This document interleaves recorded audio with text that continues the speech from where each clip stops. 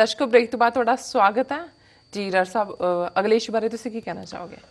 ਦੇਖੋ ਭੈਣ ਜੀ, ਅਮਨਜੋਤ ਕੌਰ ਜੀ ਨੇ ਜਿਹੜੀ ਵਾਰਨਿੰਗ ਦਿੱਤੀ ਔਰ ਅਸੀਂ ਇਮੀਡੀਏਟਲੀ ਦੇਖ ਰਹੇ ਹਾਂ ਕਿ ਕਿਵੇਂ ਜਿਹੜੀ ਨਫ਼ਰਤ 3 ਦਿਨ ਲਗਾਤਾਰ ਔਰ ਅਜੇ ਵੀ ਕਿਤੇ ਨਾ ਕਿਤੇ ਕੁਛ ਨਾ ਕੁਛ ਐਪੀਅਰ ਹੁੰਦਾ ਹੈ ਸਿੱਖਾਂ ਦੇ ਖਿਲਾਫ ਆਈ, ਉਸ ਦਾ ਕਿਵੇਂ ਜਿਹੜਾ ਸਿੱਖ ਸ਼ਿਕਾਰ ਹੋਣਾ ਸ਼ੁਰੂ ਹੋਏ ਨੇ। ਘਟਨਾਵਾਂ ਤਾਂ ਸ਼ਾਇਦ ਕਈ ਥਾਵਾਂ 'ਤੇ ਹੋਣਗੀਆਂ ਜਾਂ ਹੋਈਆਂ ਹੋਣਗੀਆਂ ਜੀ, ਪਰ ਇੱਕ ਜਿਹੜੀ ਕਿ ਸਿੱਖ ਚੈਨਲ ਦੇ ਰਿਪੋਰਟਰ ਤੱਕ ਪਹੁੰਚੀ ਔਰ ਕੱਲ੍ਹ ਹੀ ਇਹ ਫੇਸਬੁੱਕ 'ਤੇ ਆਈ। ਇਸ ਬਾਰੇ ਡੀਟੇਲ ਇੰਟਰਵਿਊ ਵੀ ਆਏਗਾ, ਪਰ ਅਸੀਂ ਇਹ ਜ਼ਰੂਰੀ ਸਮਝਿਆ ਕਿਉਂਕਿ ਜਿਹੜਾ ਵਿਸ਼ਾ ਅਸੀਂ ਛੋਇਆ ਹੋਇਆ ਉਹਦੇ ਨਾਲ ਇਸ ਦਾ ਰਾਬਤਾ ਜੁੜਦਾ ਔਰ ਇਹ ਅਸੀਂ ਉਹਨਾਂ ਦੇ ਸ਼ਬਦਾਂ 'ਚ ਜਿਹੜੀ ਆਈ ਹੈ ਘਟਨਾ ਬ੍ਰੇਕਿੰਗ ਨਿਊਜ਼ ਦੇ ਥੱਲੇ।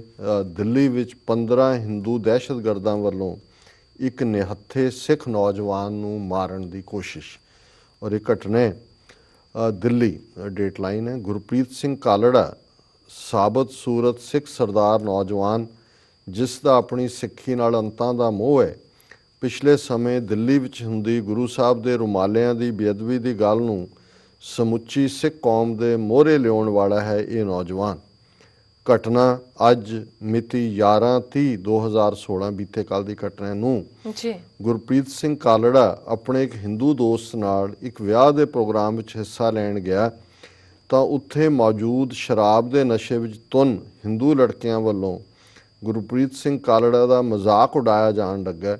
ਗੁਰਪ੍ਰੀਤ ਸਿੰਘ ਕਾਲੜਾ ਨੇ ਇਸ ਗੱਲ ਨੂੰ ਹੱਸ ਕੇ ਟਾਲ ਦਿੱਤਾ, ਪਰ ਗੱਲ ਖਤਮ ਨਹੀਂ ਹੋਈ। ਹੁਣ ਇੰਨੇ ਜ਼ਿਆਦਾ ਦਹਿਸ਼ਤਗਰਦ ਇਕੱਠੇ ਹੋਏ ਹੋਣ, ਇਹ ਗੱਲ ਕਿੱਥੇ ਹਟਣ ਵਾਲੀ ਸੀ। ਉਹਨਾਂ ਪਿਸਤੌਲ ਕੱਢ ਕੇ ਗੁਰਪ੍ਰੀਤ ਸਿੰਘ ਕਾਲੜਾ ਦੇ ਸਿਰ 'ਤੇ ਰੱਖ ਦਿੱਤੀ ਅਤੇ ਸਿੱਖੀ ਦਾ ਮਜ਼ਾਕ ਉਡਾਉਣ ਲੱਗੇ। ਗੁਰਪ੍ਰੀਤ ਸਿੰਘ ਮਜਬੂਰ ਸੀ।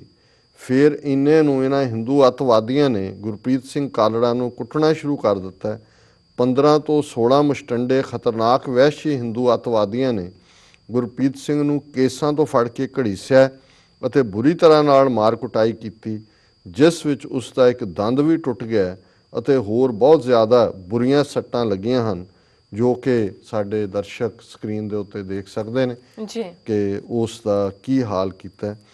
ਗੁਰਪ੍ਰੀਤ ਸਿੰਘ ਉੱਥੋਂ ਕਿਸੇ ਤਰੀਕੇ ਨਾਲ ਨਿਕਲ ਕੇ ਕਿਸੇ ਤਰ੍ਹਾਂ ਆਪਣੀ ਜਾਨ ਬਚਾ ਕੇ ਗੁਰਪ੍ਰੀਤ ਸਿੰਘ ਨੇ ਭਾਈ ਜਸਵਿੰਦਰ ਸਿੰਘ ਸਿੱਖ ਚੈਨਲ ਨੂੰ ਫੋਨ ਕੀਤਾ ਅਤੇ ਉਹ ਤੁਰੰਤ ਗੁਰਪ੍ਰੀਤ ਸਿੰਘ ਕਾਲੜਾ ਕੋਲ ਪਹੁੰਚੇ, ਜਿੱਥੇ ਗੁਰਪ੍ਰੀਤ ਦੇ ਗਲੀਆਂ ਵਿੱਚ ਕੇਸ ਖਿਲਰੇ ਅਤੇ ਬਹੁਤ ਬੁਰੀ ਹਾਲਤ ਵਿੱਚ ਜਿਹੜਾ ਉਹ ਸਹਿਮਿਆ ਹੋਇਆ ਬੈਠਾ ਸੀ। ਮੇਰੀ ਹੁਣੇ ਜਸਵਿੰਦਰ ਸਿੰਘ ਨਾਲ ਗੱਲ ਹੋਈ, ਜਿਸ ਵਿੱਚ ਉਸਨੇ ਬਹੁਤ ਭਰੇ ਮਨ ਨਾਲ ਸਾਰੀ ਘਟਨਾ ਬਾਰੇ ਦੱਸਿਆ ਤੇ ਕਿਹਾ ਕਿ ਇਨਸਾਫ ਸਿੱਖ ਕੌਮ ਨੂੰ ਕਿਸ ਨੇ ਦੇਣਾ ਹੈ। ਭਾਰਤ ਦੇ ਕਾਨੂੰਨ ਨੇ ਤਾਂ ਸਾਡੇ 1984 ਦੀ ਸਿੱਖ ਨਸਲਕੁਸ਼ੀ ਤਾਂ ਵੀ ਅਜੇ ਤੱਕ ਇਨਸਾਫ ਨਹੀਂ ਦਿੱਤਾ ਔਰ ਇਹ ਘਟਨਾ ਜਿਹੜੀ ਹੈ ਇਹ 30/11 ਨੂੰ ਹੋਈ ਅਤੇ ਇਹ ਜੇ ਸਾਨੂੰ ਇਨਸਾਫ ਕਿਸ ਨੇ ਦੇਣਾ ਹੈ। ਸੋ ਅੱਗੇ ਹੋਰ ਵੀ ਕਾਮੈਂਟ ਹੈ, ਪਰ ਮੈਂ ਸਮਝਦਾ ਵੀ ਜਿਹੜੀ ਘਟਨਾ ਨਾਲ ਸੰਬੰਧਿਤ ਗੱਲ ਹੈ ਇਹ ਸਾਹਮਣੇ ਹੈ ਕਿ ਜਦੋਂ ਤੁਸੀਂ ਇਸ ਕਦਰ ਔਰ ਜਿਵੇਂ ਉਹਨਾਂ ਨੇ ਭੈਣ ਜੀ ਅਮਨਜੋਤ ਕੌਰ ਨੇ ਕਿਹਾ ਕਿ ਜਦੋਂ ਤੁਸੀਂ ਸੋਸ਼ਲ ਮੀਡੀਆ ਦੇ ਉੱਤੇ ਹੀ 4 ਚੁਫੇਰੇ ਕਾਲ ਉਹਨਾਂ ਦੇ ਇਲੈਕਟ੍ਰੋਨਿਕ ਮੀਡੀਆ 'ਤੇ ਬਰਨ ਦੈਮ, ਇਹਨਾਂ ਨੂੰ ਸਾੜ ਦਿਓ, ਦਫਨਾ ਦਿਓ, ਖ਼ਤਮ ਕਰ ਦਿਓ, ਗੱਦਾਰ ਨੇ, ਅਤੇ ਸੋਸ਼ਲ ਮੀਡੀਆ ਇਹ ਗੂੰਜ ਰਿਹਾ, ਇਹ ਤਾਂ ਇਵੇਂ ਹੀ ਹੈ ਜਿਵੇਂ ਮੌਬ ਤੁਹਾਡੇ ਪਿੱਛੇ ਪਈ ਹੈ ਕਿਉਂ ਔਰ ਜਿਹੜੀ ਤੁਹਾਨੂੰ ਮਾਰਨ ਦੇ ਉੱਤੇ ਹੈ। ਔਰ ਇਹ ਸੱਚਮੁੱਚ ਹੀ ਜੇ 15-16 ਬੰਦੇ ਔਰ ਪਹਿਲੀ ਗੱਲ ਮੈਂ ਸਮਝਦਾ ਵੀ ਇਹ ਸਾਰੇ 'ਚੋਂ ਅਸੀਂ ਕੀ ਸਬਕ ਜਾਂ ਲੈਸਨ ਲੈ ਸਕਦੇ ਹਾਂ। ਜਿਹੜੀ ਗੱਲ ਵੀ ਉਹਨਾਂ ਨੇ ਕਹੀ ਸੀ ਕਿ ਭਾਈ ਇਹਨਾਂ ਦੇ ਨਾਲ ਟੋਟਲ ਜਿਹੜਾ ਹੈ ਉਹ ਸਮਾਜਿਕ ਨਾਤੇ ਤੋੜੋ। ਇਹ ਠੀਕ ਹੈ ਜਿਹੜੇ ਲੋਕ ਨੌਕਰੀਆਂ ਕਰਦੇ ਨੇ, ਕੰਪਨੀਆਂ 'ਚ ਨੇ, ਕੋਈ ਗੌਰਮੈਂਟ ਜੋਬ 'ਚ ਨੇ, ਉੱਥੋਂ ਵਾਲਿਆਂ ਨੂੰ ਤਾਂ ਅਸੀਂ ਇਹ ਨਹੀਂ ਕਹਿ ਸਕਦੇ, ਇੱਥੋਂ ਵਾਲਿਆਂ ਨੂੰ ਤਾਂ ਅਸੀਂ ਕਹਿ ਸਕਦੇ ਹਾਂ ਘੱਟੋ ਘੱਟ ਵਪਾਰਕ ਰਿਸ਼ਤੇ ਹੀ ਤੋੜੋ ਕਿ ਭਾਈ ਤੁਸੀਂ ਜਾਣਦੇ ਹੋ ਜਾ ਕੇ ਇਹਨਾਂ ਦੇ ਹੀ ਸੁਨਿਆਰੇ ਵੀ, ਇਹਨਾਂ ਦੇ ਬਜਾਜ ਵੀ, ਇਹਨਾਂ ਦੇ ਸਬਜ਼ੀ ਫਰੋਸ਼ ਵੀ, ਇਹਨਾਂ ਦੇ ਦੂਜੇ ਵੀ, ਅਸੀਂ ਇਹਨਾਂ ਨੂੰ ਹੀ ਜਾ ਕੇ ਵਪਾਰ ਦਿੰਦੇ। ਇਹ ਅੱਗੇ ਜਿਹੜੇ ਸ਼ਿਵ ਸੈਨਾ, ਬਜਰੰਗ ਦਲ ਔਰ ਇਹ ਸਾਰਾ ਇਸ ਵੇਲੇ ਜਿੰਨਾ ਇਲੀਗਲ ਹਥਿਆਰ ਇਹਨਾਂ ਦੇ ਹਿੰਦੂ ਤਵੀਆਂ ਦੇ ਹੱਥ 'ਚ ਹੈ, ਉਨਾ ਕਿਤੇ ਜਿਹੜਾ ਇਸਲਾਮਿਕ ਦਹਿਸ਼ਤਗਰਦੀ ਅਤੇ ਫਲਾਣਾ ਟਮਕਾਏ ਪ੍ਰਚਾਰਦੇ ਨੇ। ਜੋ ਕੁਛ ਇਸ ਵੇਲੇ ਹਿੰਦੂ ਦਹਿਸ਼ਤਗਰਦ ਕਰ ਰਹੇ ਨੇ ਔਰ ਜਿੰਨਾ ਕੁ ਉਹਨਾਂ ਦੇ ਕੋਲ ਸਮਾਨ ਹੈ ਕਿ ਉਹਨਾਂ ਨੇ ਭਵਿੱਖ 'ਚ ਕਰਨਾ, ਅਸੀਂ ਸੋਚ ਵੀ ਨਹੀਂ ਸਕਦੇ। ਜੀ ਬਿਲਕੁਲ। ਔਰ ਇਹ ਬਿਲਕੁਲ ਸਾਨੂੰ ਇਹ ਦੇਖ ਲੈਣਾ ਚਾਹੀਦਾ ਹੈ ਕਿ 1980 'ਚ ਤਾਂ ਅਸੀਂ ਜਿਹੜਾ ਜੂਨ 84 ਚ 10,000 ਦੇ ਕਰੀਬ ਦਰਬਾਰ ਸਾਹਿਬ ਚ ਮਾਰੇ ਗਏ, ਨਵੰਬਰ 84 ਚ ਦਿੱਲੀ ਦੇ ਵਿੱਚ 25-30 ਹਜ਼ਾਰ ਸਿੱਖ ਮਾਰਿਆ ਗਿਆ। ਪਰ ਜੋ ਕੁਝ ਸਾਡੇ ਨਾਲ ਹੁਣ ਵਾਪਰੇਗਾ, ਗੱਲ ਹਜ਼ਾਰਾਂ ਚ ਨਹੀਂ ਰਹੇਗੀ, ਅਸੀਂ ਇਮੈਜਿਨ ਵੀ ਨਹੀਂ ਕਰ ਸਕਦੇ। ਕਿਉਂਕਿ ਉਦੋਂ ਇਹ ਹਿੰਦੂ ਤਵੀ ਬੈਕ ਸੀਟ ਤੋਂ ਆਪਰੇਟ ਕਰ ਰਹੇ ਸੀ, ਫਰੰਟ ਦੇ ਉੱਤੇ ਕਾਂਗਰਸ ਜਾਂ ਰੂਲਿੰਗ। ਹੁਣ ਇਹ ਉਹ ਨੇ ਜਿਨ੍ਹਾਂ ਦੇ ਕੋਲ ਮਿਲੀਅਨਸ ਆਫ ਵਰਕਰਸ ਔਰ ਇਸ ਵੇਲੇ ਖਤਰਨਾਕ ਹਥਿਆਰ ਨੇ, ਔਰ ਇਹਨਾਂ ਨੇ ਇਸ ਅੰਦਾਜ਼ ਦੇ ਵਿੱਚ ਇਸ ਹਿੰਸਾ ਨੂੰ ਕਰਨਾ ਹੈ।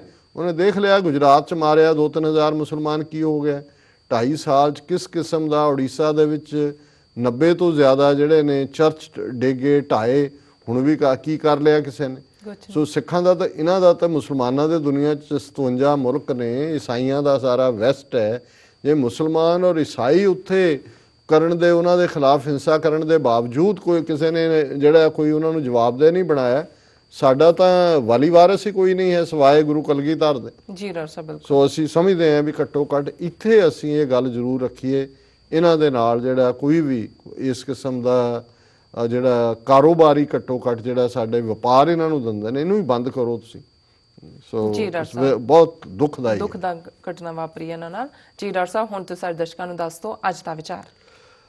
ਅੱਜ ਦੇ ਵਿਚਾਰ ਲਈ ਅਸੀਂ ਕਬੀਰ ਸਾਹਿਬ ਦਾ ਰਾਗ ਗੌੜੀ ਪੂਰਬੀ 52 ਅੱਖਰੀ, ਜਿਹੜੀ ਜਿਸ ਦੀ ਵਿਚਾਰ ਸ਼ੁਰੂ ਕੀਤੀ ਹੋਈ ਸੀ, ਉਸ ਨੂੰ ਹੀ ਅੱਗੇ ਜਾਰੀ ਰੱਖਦੇ ਹਾਂ। ਅੱਜ 2 ਸ਼ਬਦਾਂ ਦੇ ਉੱਤੇ, ਕਿਉਂਕਿ 52 ਅੱਖਰਾਂ ਦੇ ਉੱਤੇ ਇਹ ਬਾਣੀ ਦੀ ਰਚਨਾ ਹੈ।